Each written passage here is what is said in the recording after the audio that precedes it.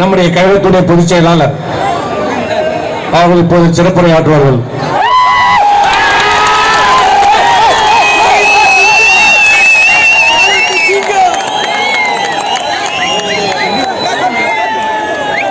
பொன்மனச்சம்பல் புரட்சி தலைவர் எம்ஜிஆர், இளையம் புரட்சி தலைவி அம்மா, மரியாதைக்குரிய தேசிய முற்போக்கு திராவிட கழகத்தினுடைய மறைந்த தலைவர் கேப்டன் அவருடைய அவர்களெல்லாம் வணங்கி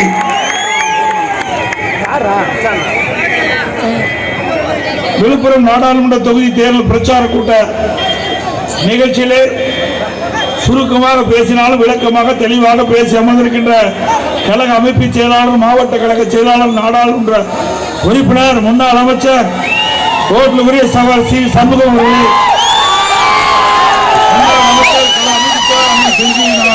ராமச்சந்திரன் அவர்களே, வழக்கறிஞர் இணை செயலாளர் திரு இ பாலமுருகன் அவர்களே, நம்முடைய கழக கூட்டணி வெற்றி வேட்பாளர் அதிமுகவுடைய கழக வெற்றி வேட்பாளர் அறிவிச்சாளர் திரு கே பாக்கியராஜ் அவர்களே, அறிவிச்சாளர் சட்டமன்ற உறுப்பினர் மாவட்ட கழக துணைச்சாளர் திரு எம் சக்கரபாணி அவர்களே, விழுப்புரம் மாவட்ட புரட்சித் தலைவர் பேரவையாளர் திரு எம்எல்ஏ அர்ஜுனன் அவர்களே, கூட்டணி கட்சி சேர்ந்த நிர்வாகிகள், தேசிய முற்போக்கு திராவிட கழகத்தைச் சேர்ந்த அறிவிச்சாளர் மாவட்ட செயலாளர் திரு எல் வெங்கடேசன் அவர்களே, எஸ்டி கட்சி சேர்ந்த திரு மாவட்ட தலைவர் திரு அக்பர் அலி அவர்களே, அகில இந்திய பார்வர்ட் பிளாக் கட்சி சேர்ந்த பொறுப்பாளர் திரு ஆசைத்தமிழ் அவர்களே, புரட்சி பாரத கட்சி சேர்ந்த மாநில செயலாளர் திரு சிலம்பரசன் அவர்களே, இந்திய குடியரசுக் கட்சி சேர்ந்த விழுப்புரம் வடக்கு மாவட்ட செயலாளர் திரு ராஜா முத்து அவர்களே, தெற்கு மாவட்ட செயலாளர் திரு குமார் அவர்களே, மருதசேனை கட்சியை சேர்ந்த மண்டல பொதுச்செயலாளர் திரு சிவகுமார் அவர்களே, என் பார்ட்டியை சேர்ந்த விழுப்புரம் மாவட்ட செயலாளர் திரு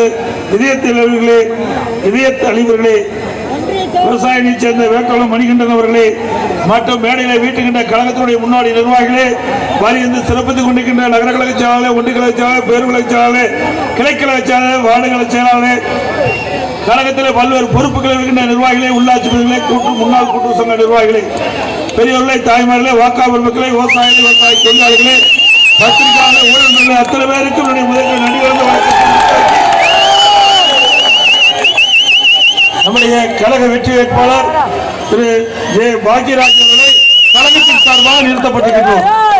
அவர் நல்லவர், வல்லவர், திறமையானவர், கூப்பிட்ட குரலுக்கு ஓடோடி வந்து உங்களுக்கு உதவி செய்யக்கூடிய பண்பாளர். அவருக்கு உங்களுடைய பொன்னான வாக்கினை இரட்டை லட்சத்தில் வாக்களித்து வெற்றி பெற சொல்லுங்கள். நமது சின்னம் புரட்சி தலைவர் எம்ஜிஆர் சின்னம், அம்மாவின் சின்னம், விவசாயியின் சின்னம், தொழிலாளியின் சின்னம், தாய் குலத்தின் சின்னம், வெற்றி சின்னம். வாக்களிப்பீர் இரட்டலைக்கு. இன்றைக்கு ஸ்டாலின் அவர்கள் மாநிலத்திலே ஆட்சி செய்கின்றார்.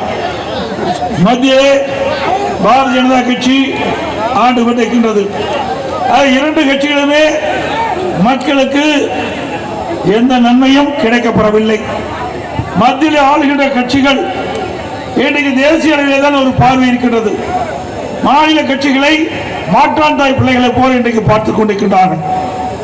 இன்றைக்கு அவர் ஆளுகின்ற மாநிலத்திற்கு சிறப்பு நிதி என்று லட்சக்கணக்கான கோடியை அங்கே செலவழித்து அந்த மாநிலம் வளர்ச்சி வருகிறது.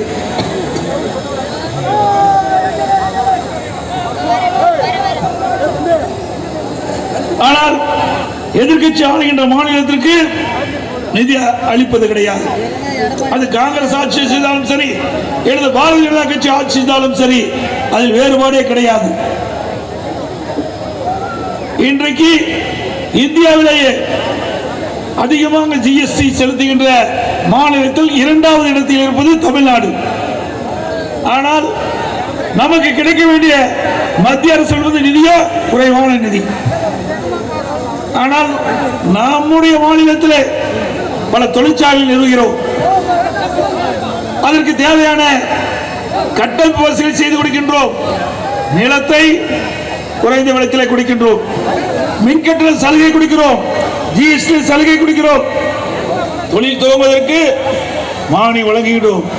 எவ்வளவு வழங்கி, ஆனால் நமக்கு ஜிஎஸ்டி வருவாய் கிடையாது.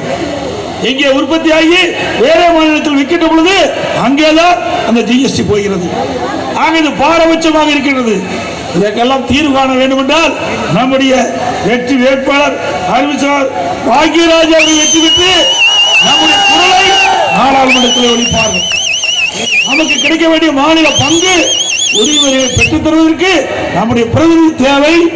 அதை இந்த விழுப்புரம் நாடாளுமன்ற தொகுதி மக்கள் அவரை வெற்றி பெற செய்து நம்முடைய குரல் நாடாளுமன்றத்தை ஒலிக்க ஒரு வாய்ப்பை தாருங்கள் என்று அன்போடு இந்த நேரத்தில் கேட்டுக்கொள்ள விரும்புகின்றேன்.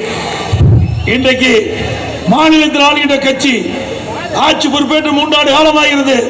இந்த 3 ஆண்டு காலத்திலே இந்த ஆட்சி என்ன திட்டத்தை கொண்டு வந்து மக்களுக்கு நிறைவேற்றிக்கிறார் என்று பார்த்தால் ஒன்றும் கிடையாது. இந்த ஆட்சியாளர்கள் அதிகார மையங்கள் அதிகம். 4 அதிகார மையங்கள் இருக்கின்றன. இந்த தமிழகத்துக்கு 4 முதலமைச்சர் இருக்கின்றார்கள். 1 திரு ஸ்டாலின், 2 உதயநிதி ஸ்டாலின், 3 சபரீஸ்வரன், 4 திரு ஸ்டாலினுடைய மனைவி துர்கா ஸ்டாலின். 4 பேர் இந்த தமிழகத்தை ஆட்டிப்படுத்திக் கொண்டிருக்கின்றார்கள். எல்லா இலாக்காவிலும் ஊழல் செய்த இலாக்காவே இல்லை. கலெக்ஷன், கமிஷன், கரப்ஷன் அது சரியா நடக்கின்ற ஒரே ஆட்சி திமுக ஆட்சி தான். இன்றைக்கு தமிழகத்திலே ஊழல் மலிந்து விட்டது. மக்களுக்கு நன்மை கிடைக்கவில்லை. ஒரு பக்கம் விலைவாசி உயர்வு வெண்ணை முட்டிக் கொண்டிருக்கின்றன. இன்றைக்கு அனைத்து இந்திய அண்ணா திராவிட முன்னேற்ற கழக ஆட்சி இருக்கின்ற வரை விலைவாசியை கட்டுப்பாட்டுக்குள் வைத்திருந்தோம். ஏழை மக்கள் எந்த பாதிப்பும் இல்லாமல் அண்ணா திமுக ஆட்சி பார்த்து கொண்டது. இன்றைக்கு விடியா திமுக ஆட்சியில அரிசி 1 கிலோ 18 ரூபா உயர்ந்து விட்டது. சக்கரை விலை உயர்வு, பருப்பு விலை உயர்வு, எண்ணெய் விலை உயர்வு, இன்றைக்கு மளிகை சாமான் அத்தனையும் விலை உயர்ந்து விலைவாசி விண்ணை முட்டுகின்ற அளவிற்கு இன்றைக்கு தமிழகத்திலே நிலவரம். ஆக இதையெல்லாம் இந்த விடியா திமுக ஆட்சியிலே கவலைப்படுவதில்லை. அது குடும்ப கட்சி, குடும்பத்தை மட்டும்தான் சிந்தித்துக் கொண்டிருக்கின்றார் இன்றைய முதலமைச்சர். நாட்டை பற்றி கவலைப்படாத ஒரு முதலமைச்சர். அது கட்சி அல்ல, அது ஒரு கார்பரேட் கம்பெனியா தான் மக்கள் பார்த்துட்டு இருக்காங்க. கட்சியா இருந்தா மக்களுக்கு என்ன கஷ்டம், துன்பம், துயரம், வேதனை இதையெல்லாம் பார்த்து செயல்படுத்துவாங்க. ஆனா அது கட்சி அல்ல, கம்பெனியா போன காரணத்தினால இந்த நாட்டு மக்கள் அவதிப்படுகின்ற காட்சி இந்த அவல ஆட்சியில பார்த்துக்கிட்டு இருக்கிறோம். என்ன சொல்ல போனா எப்ப பார்த்தாலும் ஸ்டாலின் பேசுவதெல்லாம் அண்ணா திமுக பற்றி, என்னை பற்றி அவதூறு பேச்சு, வேற ஒன்று இல்ல. சட்டியில் இருந்தால் ஆப்பையில வரும். சரக்கு இல்லாத கட்சி திமுக கட்சி. எந்த திட்டத்தையாவது செஞ்சு சொல்ல முடியும். ஆனா அண்ணா திமுக அப்படி இல்ல. பல்வேறு திட்டங்களை செயல்படுத்தி நாட்டு மக்களிடத்திலே நற்பெயர் பெற்ற இயக்கம் அண்ணா திமுக இயக்கம், அண்ணா திமுக அரசாங்கம். இன்றைக்கு திராவிட முன்னேற்ற கழக ஆட்சியில இடம்பெற்றுகின்ற அமைச்சர்கள் பல பேர் நீதிமன்றத்தில் படிக்கட்டில் ஏறி இறங்கி கொண்டிருக்கின்றார்கள். இந்த காட்சியெல்லாம் நீங்க பார்த்துக்கிட்டு இருக்கிறீங்க. இதையெல்லாம் மறைப்பதற்கு வேண்டுமென்றே திட்டமிட்டு விடியா திமுக முதலமைச்சர் அண்ணா திமுக நிர்வாகிகள் மீது பொய் வழக்கு போடுவது, தகவல் தொழில்நுட்ப பிரிவு நிர்வாகிகள் மீது வழக்கு போடுவது, நம்முடைய நாடாளுமன்ற சட்டமன்ற என்பது பொய் வழக்கு போடுவது, முன்னாள் அமைச்சர் மீது பொய் வழக்கு போடுவது, இதையெல்லாம் மிரட்டி பார்க்கிறார்கள். திரு ஸ்டாலின் அவர்களே, பொன்மலைச்சம்பல் புரட்சி தலைவர் எம்ஜிஆர் இருக்கின்ற போதே மிரட்டி பார்த்தீர்கள், ஒன்றும் நடக்கல. அம்மா இருக்கின்ற பொழுது எவ்வளவு பொய் வழக்கு போட்டீர்கள், அண்ணா திமுக முடக்க முடியல. இருவரும் தலைவருடைய அருள் ஆசையோடு அனைத்து இந்திய அண்ணா திராவிட முன்னேற்ற கழகம் வெற்றி நடை போட்டுக் கொண்டிருக்கிறது. ஸ்டாலின் அவர்களே, ஓராயிரம் ஸ்டாலின் வந்தாலும் அண்ணா திமுக ஆசித்து பார்க்க முடியாது. அது வலிமையான கட்சி, மக்கள் செல்வாக்கப்பட்ட கட்சி. இன்றைக்கு சாதாரண தொண்டன் கூட உச்சபட்ச நிலைக்கு வருவதற்கு அடித்தளம் விளங்குகின்ற கட்சி அண்ணா திமுக கட்சி. இந்தியாவில் எத்தனையோ கட்சிகள் இருக்கின்றன. எந்த கட்சியாவது ஒரு சாதாரண தொண்டன் அந்த கட்சிக்கு பொதுச் செயலாளர் ஆக முடியுமா? முடியுங்களா? சாதாரண தொண்டன் முதலமைச்சர் ஆக முடியுமா? இன்னைக்கு திமுகவில் எடுத்துக்க திரு கருணாநிதி இருந்தார், அதற்கு பிறகு ஸ்டாலின் இருக்கிறார், இப்ப உதயநிதி ஸ்டாலின் கொண்டதற்கு முயற்சிக்கிறார், அது நடக்காது. அதுக்கு பிறகு இன்பநிதி வர்றதுக்கு சில மந்திரிகள் இப்பவே அவரை புகழ் புகழ்ந்துட்டு இருக்காங்க. கொடுமை. ஏன் அந்த கட்சியில் ஆளே இல்லையா? எத்தனை பேர் அந்த கட்சிக்காக தியாகம் பண்ணிருக்காங்க, அந்த கட்சிக்காக உழைத்தவர்கள் இருக்காங்க. ஆனா திராவிட முன்னேற்ற கழக கட்சி பொறுத்தவரைக்கும் அது குடும்ப கட்சி என்று ஆகிவிட்டது. அந்த திராவிட முன்னேற்ற கழகத்தில் திரு கருணாநிதி குடும்பத்தைச் சேர்ந்தவர்கள் தான் பதவிக்கு வர முடியும், அதிகாரத்துக்கு வர முடியும், வேற எவரும் வர முடியாது. திரு ஸ்டாலின் பேசுகிறார் ஒரு இடத்துலாம், எடப்பாடி பழனிசாமி குடும்ப கட்சிக்கிறாரு. ஆமா, என் குடும்ப கட்சி தான், எங்க கட்சிக்காரங்களும் குடும்பமா இருக்குன்னு பாக்குறேன். சரி, பரவாயில்ல பாக்குறேன். அது ஒரு ஆளை எடுத்து கட்சிக்கு தலைவராக்கு, அதுல ஒருத்தர் எடுத்து கட்சிக்கு முதலமைச்சர் அறிவி, அதுக்கு மனம் இல்லையே. அப்ப வரும்போது அவருடைய சொந்த குடும்பத்தை சேர்ந்தவர் தான் அரசியலை பிரதிபலிக்க வேண்டும், அவர் குடும்பத்தை சேர்ந்தவர் தான் அதிகாரத்துக்கு வர வேண்டும், அந்த குடும்பத்தை சேர்ந்தவர் தான் அந்த கட்சிக்கு தலைவராக வர முடியும். அந்த கட்சி அந்த குடும்பத்தை சேர்ந்தவர் தான் முதலமைச்சராக வருவதற்கும் தகுதியானவர்கள். ஆனா குடும்பம் என்று சொல்வதெல்லாம் வெறும் வார்த்தை. ஆனா அதிமுக அப்படி அல்ல. இந்தியாவிலேயே ஜனநாயகம் உள்ள ஒரு கட்சி என்றால் அது அனைத்து இந்திய அண்ணா திராவிட முன்னேற்ற கழக கட்சி தான். ஆகவே ஸ்டாலின் எத்தனையோ அவதாரம் எடுத்து பார்த்தார், அதிமுக ஒன்றும் பண்ண முடியல. இந்த அதிமுக உடைக்க முயற்சித்தார், ஒன்றும் நடக்கல. அவரோட சேர்ந்தவங்க எதை தூக்கிட்டு உங்களுக்கே தெரியும். அதிமுகவுக்கு யாரெல்லாம் துரோகம் செய்கின்றார்களோ அவர்களுக்கெல்லாம் இப்படிப்பட்ட தண்டனை தான் ஆண்டவன் வழங்குவார். இருவரும் தலைவர்கள் பார்த்துக் கொண்டிருக்கின்றார்கள். யாரெல்லாம் நல்லது செய்கிறார்களோ அவருக்கெல்லாம் வாய்ப்பு வந்து கொண்டே இருக்கும். யாரெல்லாம் துரோகம் செய்கிறார்களோ அவரெல்லாம் வீதிக்கு சென்று கொண்டே இருப்பார்கள். அது மக்களிடத்தில் காட்சியாக பார்த்துக் கொண்டிருக்கின்றார்கள்.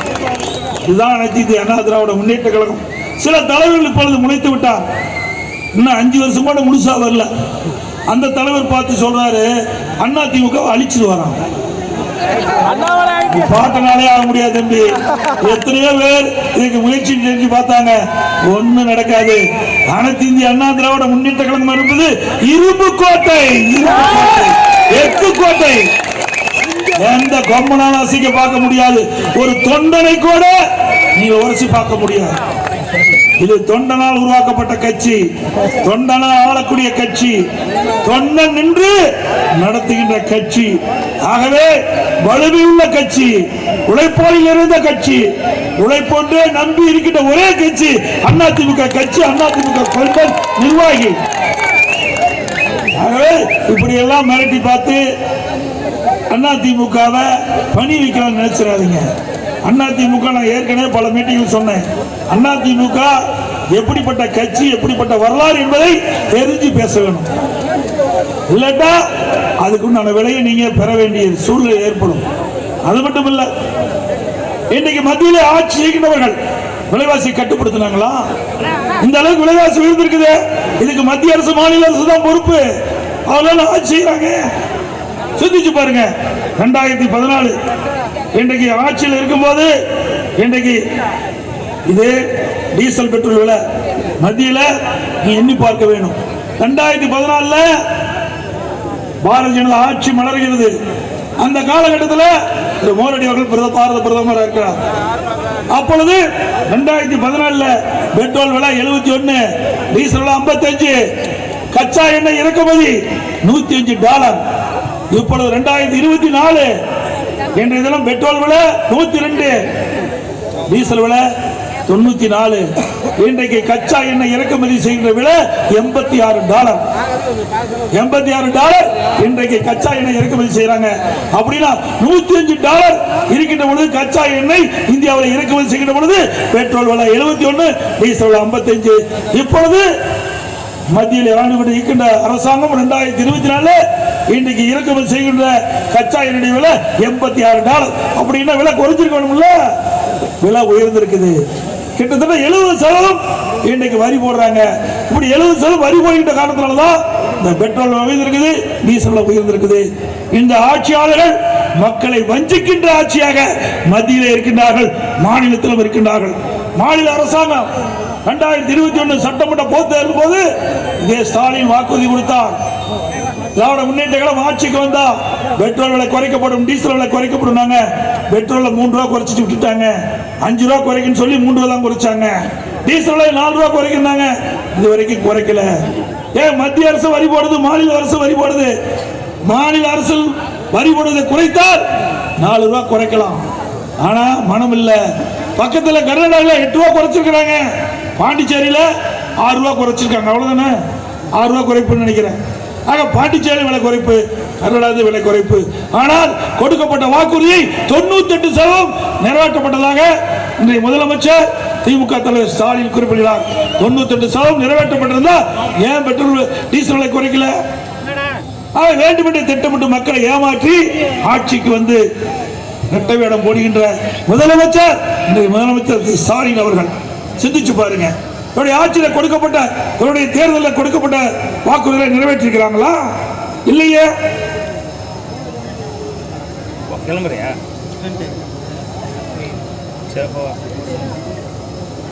இன்றைய தினம் திராவிட முன்னேற்ற கழகத்தில் 520 அறிவிப்புகளை வெளியிட்டாங்க. 520 அறிவிப்புல ஒரு 10 அறிவிப்பு தான் நிறைவேற்றிருக்கிறாங்க.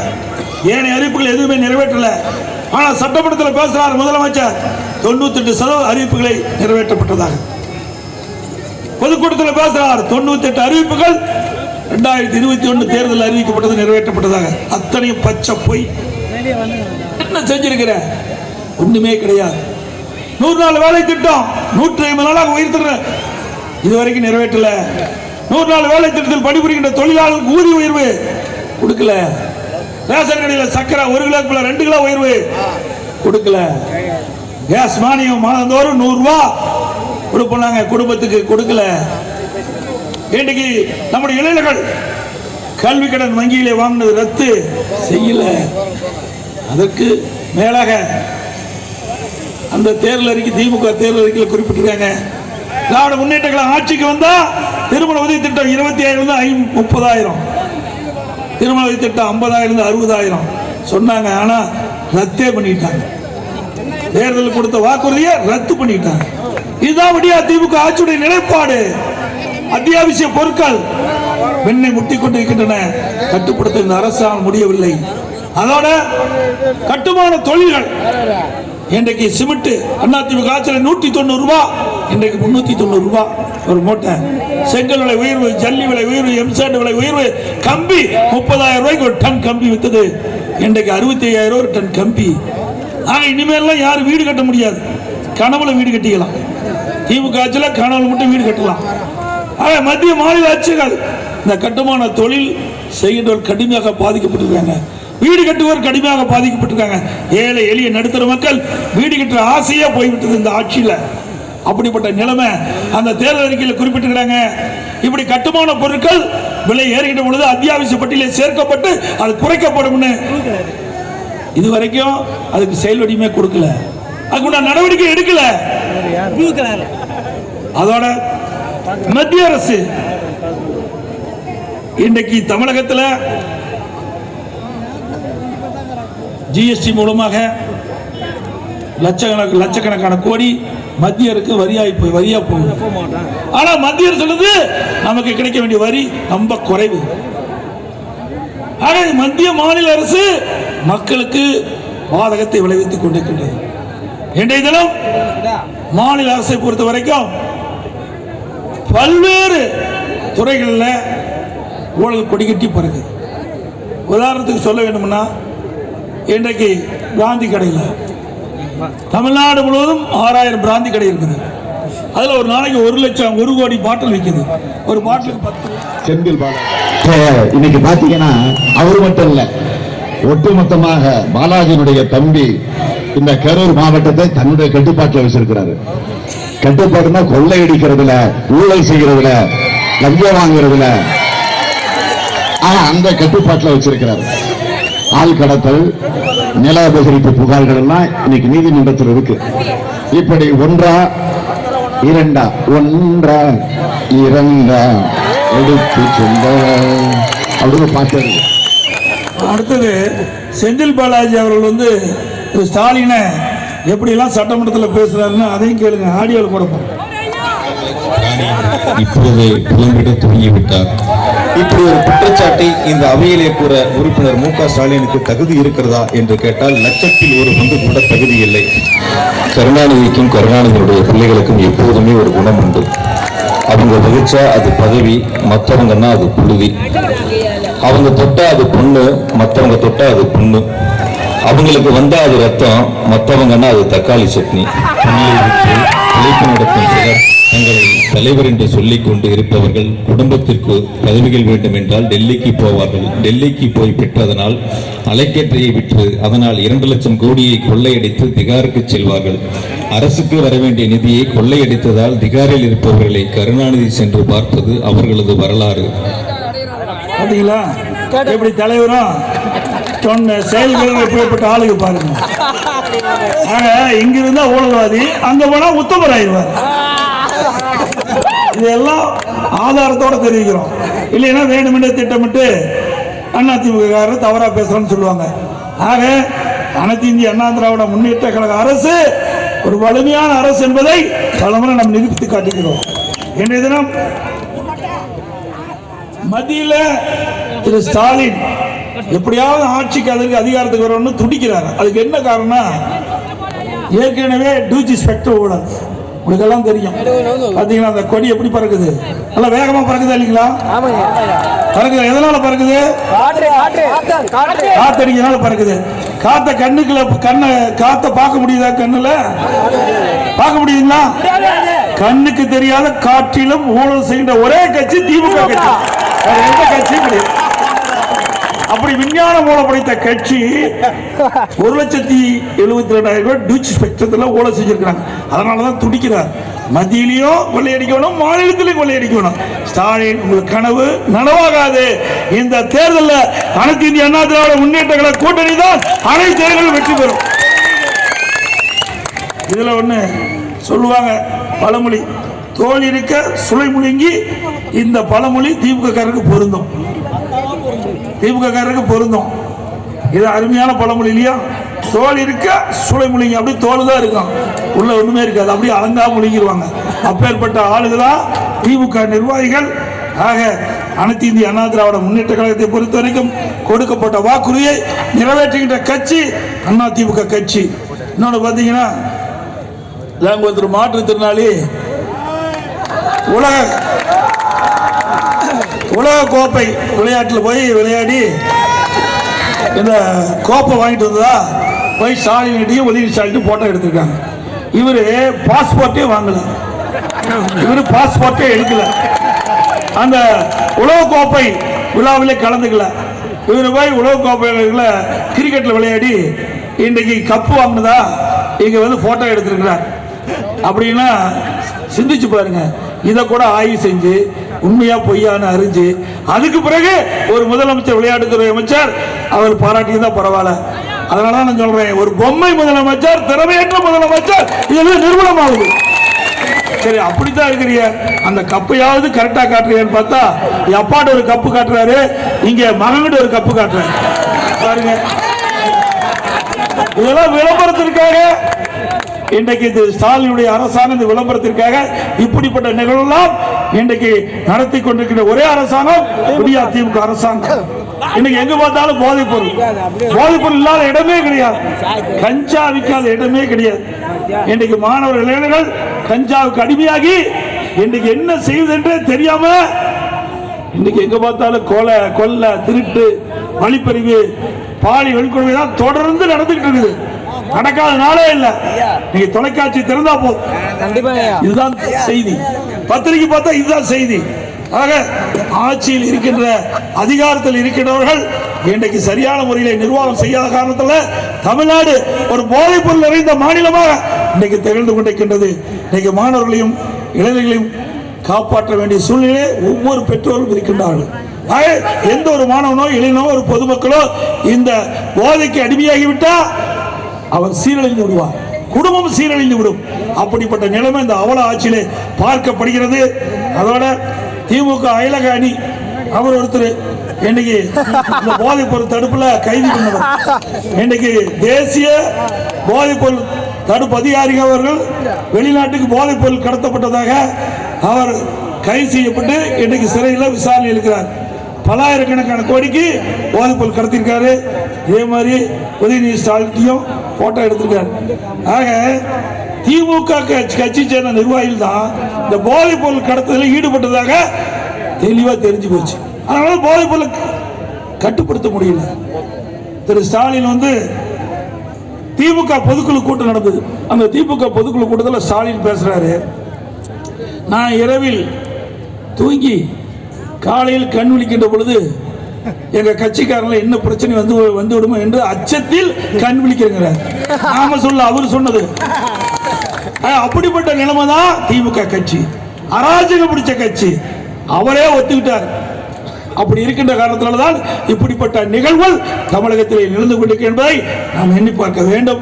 அதோட இன்றைக்கு அனைத்து இந்திய அண்ணா திராவிட முன்னேற்ற கழகத்தை பொறுத்த வரைக்கும் ஜாதிக்கு மதத்திற்கு அப்பாற்பட்ட கட்சி. மதத்தின் அடிப்படையில் மக்களை பிரித்து வேறுபடுத்தி பார்ப்பது ஒருபோதும் அதிமுக ஏற்காது. இடமா நாம் சொல்லிட்டு இருக்கிறோம்.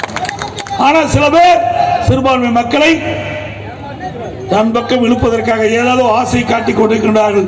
சிறுபான்மை மக்கள் எண்ணி பார்க்க வேண்டும். அனைத்து இந்திய அண்ணா திராவிட முன்னேற்ற கழக ஆட்சி தமிழகத்தில் 30 ஆண்டு காலம் இருந்தது. எந்த இடத்திலும் சிறுபான்மை மக்கள் பாதிக்கல. சிறுபான்மை மக்களை அரண் போல் காத்த அரசாங்கம் அதிமுக அரசாங்கம். அது மட்டுமல்ல, இன்றைய தினம் விடியா திமுக அரசு ஒரு திட்டத்தை அறிவிக்கிறாங்க.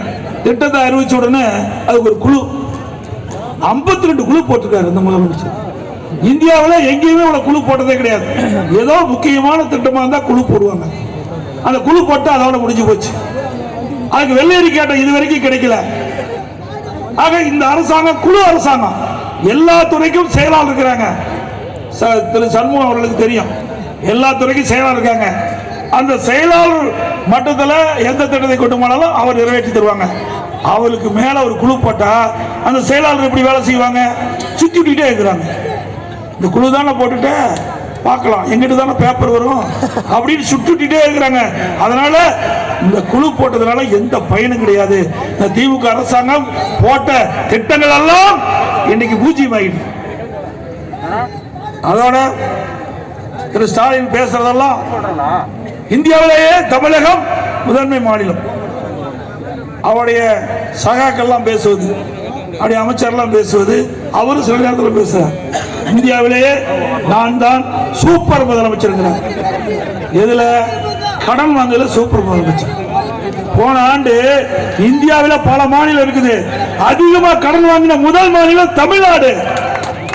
இது வரைக்கும் 3 லட்சம் கோடி கடன் வாங்கிட்டாரு. இதெல்லாம் நீங்க தான் கட்ட வேணும், வேற யாரும் கட்ட போறது இல்ல. எல்லாத்துக்கும் வரி போட்டு தானே கட்ட முடியும். ஆட்சி பொறுப்பேற்று 3 ஆண்டு காலத்தில் 3.5 கோடி கடன் வாங்கி மக்களை கடனாளியாக்கிய அரசாங்கம் விடியா திமுக அரசாங்கம். இன்னைக்கு இந்த ஆட்சியில மின்கட்டண உயர்வு 52% உயர்த்திட்டாங்க. விடியா திமுக ஆட்சியில் 52% உயர்வு. அதுபோல வீட்டு வரி இன்னைக்கு நகராட்சி, இந்த விழுப்புரம் நகராட்சி இன்றைக்கு நகராட்சியில வீட்டு வரி 1000 ரூபாய் கட்டினா 2000 ரூபாய் 100% உயர்த்தியாங்க. கடவரி இன்னைக்கு 1000 ரூபாய் கட்டிட்டு 2500 ரூபாய் 150% உயர்த்திட்டாங்க. பீக் அவர் தொழிற்சாலைக்கெல்லாம் 6 இருந்து 9 வரைக்கும் டபுள் சார்ஜ். கடைக்கு நீங்க பயன்படுத்தீங்கன்னா டபுள் சார்ஜ், கரண்ட் பில் கட்ட வேணும். இப்படி மக்களை வாட்டி வதைக்கின்ற அரசாங்கம் விடியா திமுக அரசாங்கம். அதோட இன்னொன்னு வேடிக்கை, திரு ஸ்டாலின் ஊரூரா போனார். எங்க பார்த்தாலும் திட்டு கண்டா அங்க ஒரு பெட்ஷீட்டை போட்டு ஒரு பொட்டி வச்சிருவார். எங்க பொட்டி நாமளும் பொட்டி தூக்கிட்டு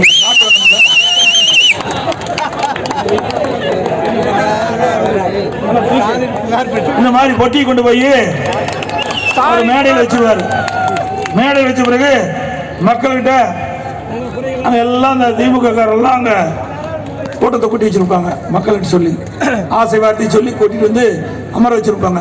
உங்களுக்கெல்லாம் என்ன பிரச்சனை இருக்குது, அந்த பிரச்சனைய நீங்க கடிதமா எழுதி இந்த பெட்டியில போடுங்க.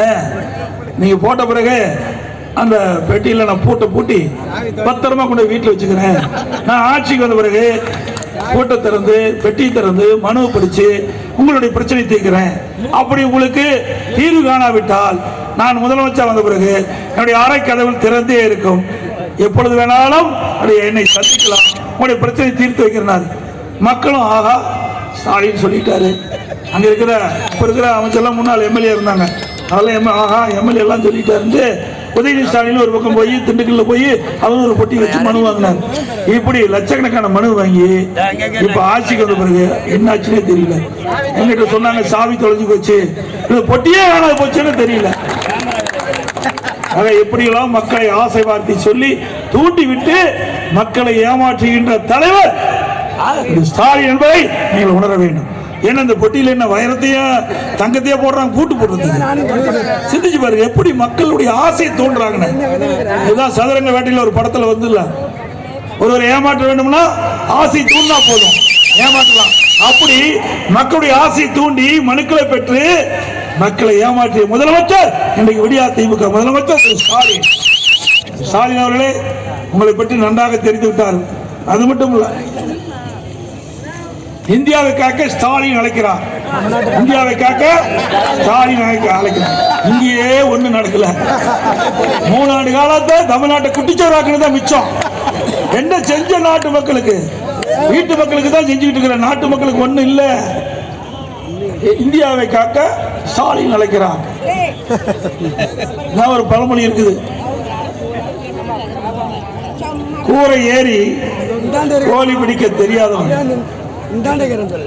வானம் ஏறி வைகுண்டம் போனான் அப்படின்னு ஒரு பழமொழி. இது ஸ்டாலினுக்கு பொருத்தமா இல்லையா? இங்கேயே ஒன்றும் பண்ண முடியாது இருக்கிற, இங்கேயே ஓட்டு போட்டு மக்கள் இன்னைக்கு தடுமாறிக்கிட்டு நாள் ஒன்று தினந்தோறும் வாழ்க்கை நடத்துவது ஒரு சவாலா இருக்குது. இப்படிப்பட்ட நேரத்தில் இந்தியாவை காக்க ஸ்டாலின் அழைக்கிறார். எவ்வளவு நாடகம் போடுறாங்க பாருங்க. எப்படியெல்லாம் ஆசை வார்த்தை மக்களுக்கு ஊட்டி இந்த தேர்தலில் வெற்றி பெறுவதற்கு எவ்வளவு மாயாஜால வேலையெல்லாம் பண்றார். ஒன்று நடக்காது. தமிழ்நாட்டு மக்கள் விவரமானவர்கள், சிந்தித்து பார்க்கக்கூடியவர்கள், எது சரி தவறு என்று தராசில் இடம் போட்டு தீர்ப்பளிக்கக்கூடிய நீதிபதிகளாக தமிழ்நாடு வாக்கா பெருமக்காக இருக்கிறார் திரு ஸ்டாலின் அவர்களே. அதோடு இந்த விடியா திமுக ஆட்சி வந்த பிறகு அனைத்து இந்திய அண்ணா திராவிட முன்னேற்ற கழகத்தில் போட்ட திட்டங்கள் எல்லாம் நிறுத்திட்டார். இன்றைக்கு ஏழை எளிய மக்களுக்கு சிகிச்சை அளிப்பதற்காக அம்மா மினிக்கிள்ளி கொண்டாந்தோம், அதையும் ரத்து பண்ணிட்டேன். அம்மா இருசக்கர வாகனம் கொண்டாந்தோம், அதையும் ரத்து பண்ணிட்டேன். அதோட அம்மா சிமெண்ட் கொண்டாந்தோம், அதையும் ரத்து பண்ணிட்டேன். ஆக ரத்து பண்ணதான் சாதனை படிச்சிருக்க ஸ்டாலின், வேற ஒண்ணும் பண்ணல. அதோட எங்க பார்த்தாலும் கள்ளச்சாராய விற்பனை. நேற்று தினம் பார்த்தீங்கன்னா திருச்செங்கோட்டில் திமுக கவுன்சிலருடைய குடோன்ல 5000 கோடி சரக்கு, 5 கோடி சரக்கு, 5 கோடி மதிப்புள்ள சரக்கை கைப்பற்றிருக்கிறாங்க. அதுல எரிசாராயத்தை கொண்டு வந்து அதுல தண்ணி கலக்கி கலர் கட்டி பாட்டில் போட்டு விற்பனை செஞ்சிருக்கிறாங்க. 5 கோடி. அதுல வந்து பல பாட்டில் மதுபான நிறுவனத்தெல்லாம் பிடிச்சிருக்காங்க. அங்க அந்த கள்ள மதுபானம் தயார் பண்ணி இன்றைக்கு மாவட்டம் முழு பல்வேறு மாவட்டத்துக்கு அனுப்பிச்சிருக்காங்க. அந்த வந்ததுதான் விழுப்புரத்துக்கு செங்கல்பட்டுக்கு வந்து அந்த கள்ள மதுபானத்தை அறிஞ்சு பல பேர் வந்துட்டாங்க. சாராய்க்கு ஆட்சியருக்கு இருந்தா 10 லட்சம், சாராயம் குடிச்சவர் இருந்தா 10 லட்சம். இதுதான் திமுக வாடிக்கை. அப்புறம் ஏன் குடிக்காம இருப்பாங்க? குடிக்கிறவனுக்கு 10 லட்சம் கொடுத்து இருந்தா எப்படி நாடு? வேற எதுக்கோ மக்கள் இருக்கிறாங்க, ஒரு வாகனத்தில் போறாங்க, ஆக்சிடென்ட் ஆகிறாங்க, இறந்துறாங்க, அதுக்கு இவ்வளவு பணம் கொடுக்கறது இல்லை. ஆனா விடியா திமுக ஆட்சியில இன்றைக்கு கள்ளச்சாராயம் பெருக ஆறாக பெருக்கெடுத்து ஓடுது. இதை கட்டுப்படுத்த இந்த ஆட்சியால் முடியல. அதுக்கு திமுக காரணம் காரணம். நேற்று தினம் மட்டும் 5 கோடி ரூபாய் சரக்கு ஒரு இடத்துல பிடிச்சிருக்காங்க. எப்படி காவல்துறைக்கு தெரியாம 2 ஆண்டு காலமாக இந்த மது ஆள நடந்திருக்கும். இன்னைக்கு காவலருக்கு பாதுகாப்பு இல்லை. இந்த 1 மாசத்துக்கு முந்தைய ஆவடியில 2 காவலர் ரோந்து பணிக்கு போனாங்க. அங்க இருக்கிற ரவுடிகளை நிறுத்தி அந்த பைக் பிடிக்கிட்டு போயிட்டான். காவலர் பைக் பிடிக்கிட்டு போயிட்டான். கனிமொழி பொதுக்கூட்டத்துக்கு பெண் காவலர் நிறுத்தி இருந்தாங்க. அங்க திமுக 2 பேர் போய் பாலியல் வன்கொடுமை செஞ்சு அந்த அம்மா போய் பெண் போலீஸ் போய் போலீஸ் ஸ்டேஷன்ல புகார் கொடுக்குது. 2 நாள் புகாரை பதிவு செய்யல. காவலருக்கு எப்படிப்பட்ட நிலைமை, பொதுமக்களுக்கு எப்படிப்பட்ட நிலைமை என்பதை எண்ணி பாருங்க. பொதுமக்களுக்கு பாதுகாப்பு இல்லை, அதோட பெண்களுக்கும் பாதுகாப்பு இல்லை. இப்படிப்பட்ட நிலைமை தான் தமிழகத்தில் இருக்குது. சட்ட ஒழுங்கு அடியோடு சீர்கெட்டு போச்சு. ஸ்டாலின் இன்னைக்கு அறிக்கை விட்டுருக்கார். பாலியல் வன்கொடுமையில் அதிமுக ஆட்சியில் நடந்ததுன்னு திரு ஸ்டாலின் அவர்களே 2019 அனைத்து இந்திய அண்ணா திராவிட முன்னேற்ற கழக ஆட்சி. ஆக எந்த ஆட்சியில பாலியல் வன்கொடுமை அதிகரிச்சிருக்குது? திமுக ஆட்சியில் தான். இப்படி விடியா திமுக ஆட்சியில மக்கள் படுகின்ற துன்பத்தை விடிகாலம் பிறக்க வேண்டும் என்று சொன்னால் இந்த தேர்தலில் நம்முடைய வெற்றி வேட்பாளர் அருமை சகோதரர் பாக்யராஜ் அவர்கள் பல லட்சம் வாக்கு வித்தியாசத்தில் வெற்றி பெற வேண்டும். அப்புறம் இன்னொன்னு சொல்றாரு, இந்த மாவட்டத்தில் இருக்கிறார் அப்ப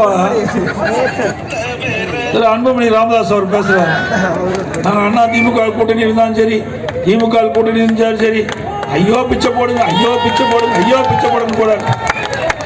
அப்படித்தானே போட்டு நாடாளுமன்ற ஆகியிருக்கிறீங்க.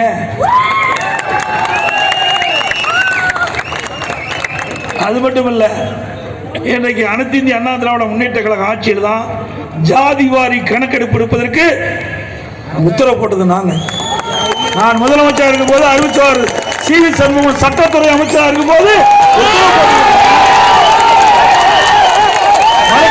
மறைக்க முடியுமா? தெளிவா ஆர்டர் போட்டுக்கிறோம். 2020 டிசம்பர்ல ஆர்டர் போட்டுக்கிறோம். ஆனா அதுக்கு பின்பு வந்த அரசாங்கம், ஸ்டாலின் அரசாங்கம், அத காலத்தை நீடித்து கொடுக்காத காரணத்தினால காலாவதி ஆயிட்டது. அனைத்து இந்திய அண்ணா திராவிட முன்னேற்ற கழக அரசு தொடர்ந்திருந்தால் ஜாதி வாரி கணக்கெடுப்பு நிறைவு பெற்றிருக்கும். இப்போ பாரதிய ஜனதாவோட போய் கூட்டணி வச்சிருக்கிறீங்க, அங்க ஜாதி வாரி கணக்கெடுப்பு நடத்த மாட்டோம் என்று சொல்லிட்டேங்க. அப்ப உங்க கொள்கை என்னாச்சு? ஒவ்வொரு முறை தேர்தல் வரும்போது கூட்டணி மாற்றி மாற்றி கூட்டணி வச்சு வெற்றி பெறுவாங்க. இப்படித்தான் நிலைமை. நம்மை பற்றி விமர்சனம் செய்யறாங்க. அதிமுக பற்றி, அதிமுக பொறுத்த வரைக்கும் கொடுக்கப்பட்ட வாக்குறுதியை நிறைவேற்றிட்ட அரசு அதிமுக அரசாங்கம். கூட்டணி தர்மம் என்று சொன்னால் அது அதிமுகவுக்கு தான் பொருந்தும், வேற எந்த கட்சிக்கு பொருந்தாது. அது மட்டுமல்ல, திரு மோடி அவர்கள் சொல்றாரு வாரிசு அரசியலுக்கு முற்றுப்புள்ளி வைக்கிறாரு. இப்போ கூட்டணி இருக்கிற கட்சி என்ன கட்சி? அது வாரிசு அரசியல் தானே. உங்க கட்சி, உங்க கூட்டணியில் வாரிசு அரசியல் இடம்பெற்றது இல்ல. ஆக அவர்கள் எல்லாம் சந்தர்ப்ப சூழ்நிலைக்கு தக்கவாறு தங்களுடைய நிலைப்பாட்டை மாற்றிக் கொள்வார்கள். ஆனால் அனைத்து இந்திய அண்ணா திராவிட முன்னேற்ற கழகத்தை பொறுத்த வரைக்கும் ஒரே நிலைப்பாடுதான். கூட்டணி தர்மத்தின்படி நடந்து கொள்வோம். ஆனால் சில பேர் சில காலத்திற்கு அவளுக்கு சந்தர்ப்பம் கிடைக்கின்ற போது எங்களோடு கூட்டணி அமைத்து அவருடைய சாதமாக பயன்படுத்தி மற்றவர்களை உதாசனப்படுத்திக் கொண்டிருக்கின்றார்கள். அதற்கெல்லாம் இந்த தேர்தலில் ஒரு விடுவி காலம் பிறக்கும். அதோட நீட் தேர்வு பேசிட்டே இருக்காங்க. நீட் தேர்வை கொண்டு வந்தது காங்கிரசும் திமுகவும். 2010 மத்தியில் ஆட்சியில் இருந்து காங்கிரஸ் ஆட்சி. அப்பொழுது காங்கிரஸ் மந்திரி சபையில் திமுக இடம்பெற்றது. 2010 December 21 medical council of India வெளியிடுறாங்க, நோட்டிபிகேஷன் வெளியிடுறாங்க. அப்போ நோட்டிபிகேஷன் தான் ஆதாரத்தோட சொல்றேன். எப்ப பார்த்தாலும் எடப்பாடி பழனிசாமி வந்த பிறகுதான் நீட் தேர்வு வந்தாங்களே. நீட் தேர்வை கொண்டு வந்தது திராவிட முன்னேற்ற கழகம் காங்கிரஸ் ஆட்சி இருக்கும் போதுதான் கொண்டு வந்தாங்க. அதை தடுத்து நிறுத்துவதற்கு கடுமையான முயற்சி எடுத்தது அதிமுக அரசு, அதிமுக கட்சி. கருத்துக்களை, தவறான கருத்துக்களை பரப்பி அதனால அரசியல் ஆதாயம் தேடுகின்ற கட்சி திமுக கட்சி என்பதை நேரத்தில் தெரிவித்து, அனைத்து இந்திய அண்ணா திராவிட முன்னேற்ற கழகத்தை பொறுத்த வரைக்கும் மக்களுக்காக பாடுபடுகின்ற கட்சி, மக்கள் என்ன நினைக்கிறார்களோ அதை நிறைவேற்றுகின்ற கட்சி அதிமுக கட்சி, அதிமுக அரசாங்கம். அப்படித்தான் பொன்மன சம்பல் புரட்சி தலைவர் இன்னைக்கு அனைத்து இந்திய அண்ணா திராவிட முன்னேற்ற கழக ஆட்சியில் குடிமராமத்து திட்டத்தை கொண்டு வந்தோம். ஏரி குளம் குட்டை எல்லாம் தூர்வாரணும். இன்னைக்கு விவசாயிகள் செழிச்சிருந்தாங்க. அனைத்து இந்திய அண்ணா திராவிட முன்னேற்ற கழக ஆட்சியிலே நம்முடைய விவசாய தொழிலாளிக்கு பசு வீடுகளை கட்டி கொடுத்தோம். இன்றைக்கு விவசாய தொழிலாளிகள் ஏற்றம் பெற பசுமாடுகளை கொடுத்தோம், ஆடுகளை கொடுத்தோம், கோழிகளை கொடுத்தோம். பொருளாதாரம் ஏற்றம் பெற எண்ணற்ற திட்டங்களை வழங்கினோம். இது அதிமுக ஆட்சியுடைய சாதனை. உங்களுடைய ஆட்சியில் ஒரு சாதனையாவது சொல்லுங்க பார்க்கலாம். ஒரே ஆண்டில் 11 மருத்துவக் கல்லூரி கொண்டு வந்து சாதனை படைத்தார். திமுகவில் அதிமுக ஆட்சி இருக்கின்ற பொழுது எங்க அம்மா பேர்ல ஒரு பல்கலைக்கழகத்தை ஏற்படுத்தணும். இந்த ஏழை எளிய மக்கள், இங்க பின்தங்கிய மக்கள், இந்த பகுதி மக்களுக்கு கல்வி பெருக வேண்டும், கல்வி வளர்ச்சி அடைய வேண்டும் என்பதற்காக ஒரு பல்கலைக்கழகத்தை அம்மா பேர்ல தோக்கணும். அதையே மூடிய அரசாங்கம் தான் விடியா திமுக அரசு. இங்கே சட்டக்கல்லூரி, அற்புதமான சட்டக்கல்லூரி கொண்டு வந்திருக்கிறோம். இங்க விழுப்புரத்துல சட்டக்கல்லூரி, தமிழ்நாடு முழுவதும் 7 சட்டக்கல்லூரி கொண்டு வந்து ஏழை எளிய ஒடுக்கப்பட்ட நசுக்கப்பட்ட தாழ்த்தப்பட்ட மக்கள் குறைந்த கட்டணத்தில் இன்றைக்கு சட்டம் பயிலக்கூடிய வாய்ப்பை அதிமுக ஆட்சியில் தான் கொண்டு வந்திருக்கிறோம். இதெல்லாம் சாதனை. அது மட்டும் இல்ல, மாவட்டம் 6 மாவட்டத்தை பிரிச்சு கொடுத்துக்கிறோம், தாலுக்கா கொடுத்தோம், ஆரம்ப சுகாதார நிலையம் 273 ஆரம்ப சுகாதார நிலையம் கொடுத்திருக்கிறோம், மேம்படுத்தப்பட்ட ஆரம்ப சுகாதார நிலையம் நிறைய கொடுத்திருக்கிறோம். இப்படி எண்ணற்ற திட்டங்களை நாட்டு மக்களுக்கு வாரி வாரி வழங்கி, அதனால் தமிழகம் இந்தியாவிலேயே ஒரு முதன்மை மாநிலமாக விளங்குவதற்கு அடித்தளம் விட்ட அரசாங்கம் அதிமுக அரசாங்கம். உங்களுடைய ஆட்சியில் என்ன செஞ்ச சொல்லுவாங்க? எந்த இடத்துலயாவது அனைத்து இந்திய அண்ணா திராவிட முன்னேற்ற கழக ஆட்சி இருண்டாட்சின்னு சொல்லிட்டு இருக்காரு. உங்களுடைய ஆட்சி சிறப்பான ஆட்சி. என்ன சான்று, என்ன திட்டத்தை கொண்டாந்து, அதனால மக்களுக்கு என்ன நன்மை கிடைச்சது? 3 ஆண்டு காலம் எதுவுமே கிடையாது. 30,000 கோடி கொள்ளையடிச்சு தான் மிச்சம். 30,000 கோடி கொள்ளையடிச்சுட்டாங்க. அந்த கொள்ளையடித்த பணத்தை எல்லாம் வெளிநாட்டிலே முதலீடு செய்வதற்காக இன்றைக்கு வெளிநாடு பயணம் மேற்கொண்டுதான் மக்கள் பேசிக்கிறாங்க. அனைத்து இந்திய அண்ணா திராவிட முன்னேற்ற கழக வெற்றி வேட்பாளர் அறிவித்தார் திரு பாக்கியராஜ் அவர்களுக்கு எங்களுக்கு வாக்களித்து வெற்றி பெற செய்கின்றனர். தமிழர் உரிமை மீட்போம், தமிழ்நாடு காப்போம். தமிழர் உரிமை மீட்போம், தமிழ்நாடு காப்போம். நான் சொல்றது அப்படியே உரத்தக்கள் சொல்றேன்.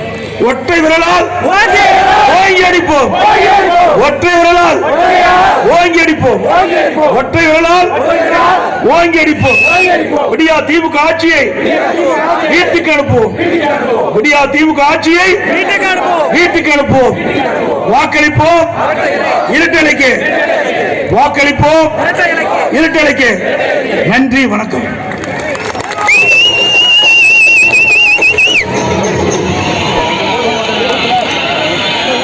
மக்கள் முதல்வரே, தமிழ் மண்ணின் மைந்தரே. இந்த மாபெரும் பிரச்சார கூட்டத்திற்கு